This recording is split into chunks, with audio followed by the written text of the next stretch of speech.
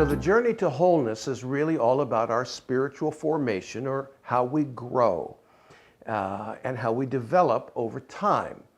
And we know that there's many disciplines that are needed for our growth. We'll talk about that in a future session.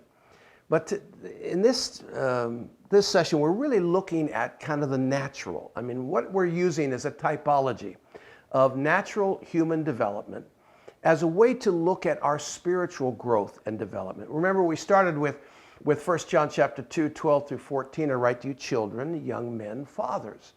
Kind of our spiritual path or growth is toward the maturity of being a fully functional parent or adult. It's to be like the Father, if you will. Well, in the natural development, probably there's a number of excellent developmental psychologists and neuropsychologists, etc., that have studied children and studied growth and development of our psychological nature and our who we are as human beings. Probably the one that I like best is Erik Erikson, and he came up with 8 stages of psychosocial development. And kind of I just want to look briefly at those natural stages and give you a little overview of them. You'll see more about them in the book, and I really want to encourage you to do some additional research on these 8 stages. But the first stage is what's called trust versus mistrust, and really it's when you're first born, a brand new baby comes out of the chute. There you are. What do they need? Well, every child needs a certain amount of comfort and care, and they need to be fed and taken care of and be in a safe world, safe environment, etc. And again, we'll liken that more to the spiritual here in a bit. From the second stage is that of autonomy versus shame and doubt. And you'll look in the book, it talks about the ages and all of that. And again, the idea is that in time, eventually, the children naturally grow and they learn to say no and they want to do their own thing and they start to be more autonomous. And parents that recognize that realize that a 2-year-old is not demon-possessed. No, they're just 2.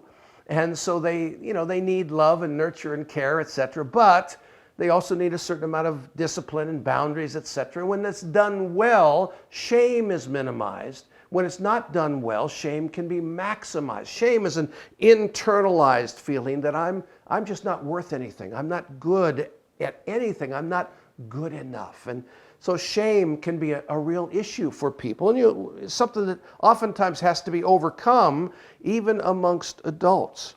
Then there's initiative versus guilt, industry versus inferiority, etc. It kind of goes on from there. Now, again, the reason that we're talking about these things is not so that you become a developmental psychologist, but so that you can use that as a typology or a picture of spiritual growth and changes. So, for instance, in a new convert, there's many things that they need, and much of this is talked about more in our next chapter, and we'll discuss those things. But what they need is really to have their basic needs met. We need to recognize that when someone is born again, they're a brand new creation. Old is past, all is new, but they're literally like a brand new baby. Brand new baby has very little ability to even communicate except for their discomfort or perhaps their delight. And they're up and down, and they're not bipolar, they're just babies. But it's the responsibility then of the adults in the world, it's the responsibility, if you will, of the church to nurture and care for and help in the natural growth, development of the new convert. And unfortunately, in many churches, that's done very poorly. Others do a great job of it, but ultimately it is the work of Holy Spirit to bring us to a greater place of maturity in God. And so in our next session, we'll talk a little bit about the spiritual application of these things, and then we'll continue on looking at things like the Jesus model, etc.